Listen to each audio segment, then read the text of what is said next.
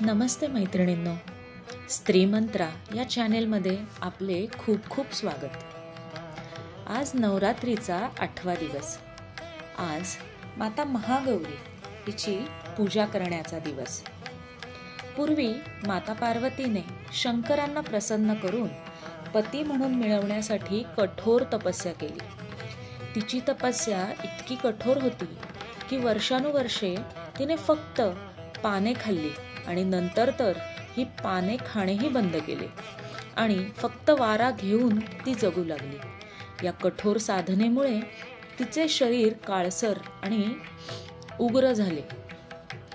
तेव्हा भगवान शंकरांनी तिच्या तपस्येने प्रसन्न होऊन तिला वर दिला आणि तिला गंगेमध्ये स्नान करण्यासाठी सांगितले। गंगेच्या पवित्र जलाने स्नान करताच माता पार्वतीचे शरीर तेजस्वी, निर्मळ आणि पांढरे शुभ्र झाले।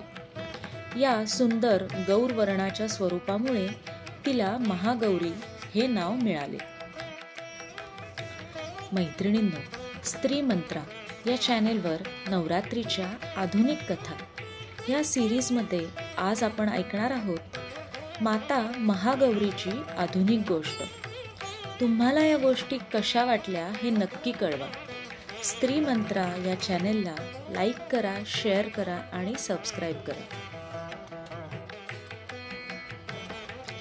रमेश आणि मधुराला एक गोंडस मुलगी झाली। ती जन्माला आली तो दिवस गुरुपुष्यामृत होता आणि त्यांना झालेली मुलगी देखील एका तेजस्वी प्रभेने झळकत आहे असे सर्वांनाच वाटले। म्हणून त्यांनी तिचे नाव ठेवले आरा। इंग्रजी ऑराचे संस्कृत नाव आरा। खरे तर आरा रंगाने काळी सावळी होती, परंतु तिचे मोहक डोळे, तिचे हसणे इतके मोहक होते की कुणीही तिच्या प्रेमातच पडेल आणि म्हणूनच तिचे नाव सार्थ होते आरा। आरा जशी जशी मोठी होऊ लागली तसे तसे तिच्यातले अजूनही सुप्त गुण बाहेर यायला लागले। आरा फक्त दिसायलाच तेजस्वी नव्हती, तर ती अभ्यासात देखील भरपूर हुशार होती। तिच्या आवाजात मधुरता होती, तिच्या बोटांमध्ये कला होती आणि त्यामुळेच तिच्या शाळेत ती प्रत्येकच बाबतीत अव्वल ठरत होती। मैत्रिणींनो, एखादी व्यक्ती सर्वच बाजूंनी परिपूर्ण असेल तर बरेचदा अगदी नकळत आपणही त्या व्यक्तीचे कौतुक करण्याऐवजी त्यातील कमीपणा शोधून त्या व्यक्तीला नावे ठेवायला जागा शोधतो। आराच्या बाबतीत देखील असेच होत होते। इतकी सर्व गुणसंपन्न मुलगी, तिचे कोड कौतुक होण्याऐवजी तिच्या रंगावरून तिला हिणवले जात होते। आरा गुणी होती, तशीच ती सहनशील देखील होती। तिचा तिच्या आईबाबांवर विश्वास होता आणि त्यांनी तिला हे शिकवले होते, जया अंगी मोठेपण तया यातना कठीण। त्यामुळे आरा शांत राहून या सर्व गोष्टींना सामोरे जात होती। ती तिचे चांगले वागणे, हसून खेळून बोलणे, प्रत्येक गोष्टीत मन लावून प्रयत्न करणे अजिबात सोडत नव्हती। ती तिचे मनोबल ढळू देत नव्हती। दिवसांमागून दिवस जात होते। आरा मोठी होत होती। शाळेत अव्वल विद्यार्थिनी असणारी आरा पुढे कॉलेजमध्ये देखील अव्वल ठरत होती आणि त्यातच तिच्या कॉलेजमध्ये आशियन सौंदर्य स्पर्धेची जाहिरात लागली होती। तिने यात भाग घ्यायचे नक्की केले। तिच्या मैत्रिणी आणि इतर मुलींनी बघ बाई, विचार कर असा सल्ला दिला। आरा मात्र खूपच ठाम होती। तिने फॉर्म भरला आणि तात्काळ तयारी करायला सुरुवात देखील केली। सौंदर्य स्पर्धेसाठी ज्या ज्या गोष्टींची आवश्यकता आहे, जसे की वेशभूषा, चालण्यातली लकब वगैरे, अशा सर्व बारीक सारीक गोष्टी तिने शिकायला सुरुवात केली। प्राथमिक फेरीमध्ये तर तिची निवड झालीच, पण पुढच्या सर्वच फेऱ्या ती पार करत गेली आणि पाहता पाहता आराची निवड अंतिम फेरीसाठी देखील निश्चित करण्यात आली. आराचे आई बाबा खूप खुश होते. अंतिम फेरीमध्ये देखील सर्व पातळ्यांवर आरा अव्वल ठरली.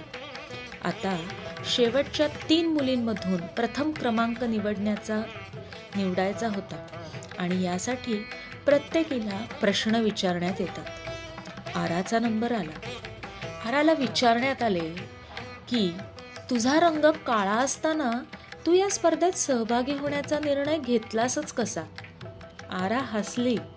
तिने मान्यवरांना धन्यवाद दिले. ती म्हणाली, तुम्ही हा प्रश्न विचारल्याबद्दल खूप खूप धन्यवाद. माझा रंग ही माझी ओळख नक्कीच आहे, पण फक्त माझा रंग हीच माझी ओळख नक्कीच नाही. माझ्यामध्ये असलेल्या असंख्य चांगल्या गोष्टी फक्त माझ्या रंगामुळे झाकल्या जाऊ शकत नाहीत आणि उलट त्या गुणांना झळाळी मिळवून देण्यासाठी मी खूप आत्मविश्वासानेच या स्पर्धेत सहभागी झाले आहे. आणि आज मी या स्तरापर्यंत येऊन नक्कीच ही गोष्ट जगाला दाखवून दिली आहे. माझी निवड विजेती म्हणून होईल की नाही माहिती नाही, परंतु आज इथेपर्यंत येऊन मी नक्कीच जिंकले आहे आणि आई बाबांनी ठेवलेले माझे आरा हे नाव नक्कीच सार्थ केले आहे. मैत्रिणींनो, आराचे हे उत्तर ऐकून टाळ्यांचा कडकडाट खूप वेळ चालू होता. परीक्षक देखील उभे राहून आराचे कौतुक करीत होते. मैत्रिणींनो, आरा ही स्पर्धा तर जिंकलीच, परंतु जगभर आणि प्रत्येकाच्या मनात असलेली रंगांच्या लढाईवर देखील तिने विजय मिळवला होता. ही आरा म्हणजे आपल्यातली महागौरी होय. लहानपणापासूनच तिने बाळगलेला संयम आणि स्वतःवरचा विश्वास ढळू न दिल्यामुळे तिचे व्यक्तिमत्व तेजाने उजळून निघाले. मैत्रिणींनो, आपण देखील या महागौरीला साक्षी ठेवून हे लक्षात ठेवूया की आपल्याकडून कोणाचेही मन दुखावले जाणार नाही. एखाद्या गोष्टीवरून हिणवण्यापेक्षा आपण त्या व्यक्तीच्या चांगल्या गुणांवर आपले मन एकाग्र करूयात आणि आपले संबंध देखील चांगले ठेवूयात. तर मैत्रिणींनो, स्त्री मंत्र या चॅनेलवरची ही महागौरीची गोष्ट तुम्हाला नक्कीच आवडली असेल. चला तर मग हिला लाईक करा, शेअर करा आणि सबस्क्राईब देखील करा. आज महागौरीची पूजा करण्यासाठी ओम देव्यै महागौरे नमः या जपाची एक तरी माळ नक्की जपूयात. त्याचबरोबर महागौरीला नारळ आणि गूळ यांपासून बनविलेला गोड पदार्थ नैवेद्य म्हणून नक्की दाखवूयात. आज या महागौरीला प्रसन्न करून सौंदर्य, शांती नक्की प्राप्त करूयात. मैत्रिणींनो, स्त्री मंत्रा या चॅनेलला लाईक करा, शेअर करा, सबस्क्राईब करा. आपण भेटूया एक नवीन गोष्ट घेऊन उद्याच्या भागात. तोपर्यंत धन्यवाद.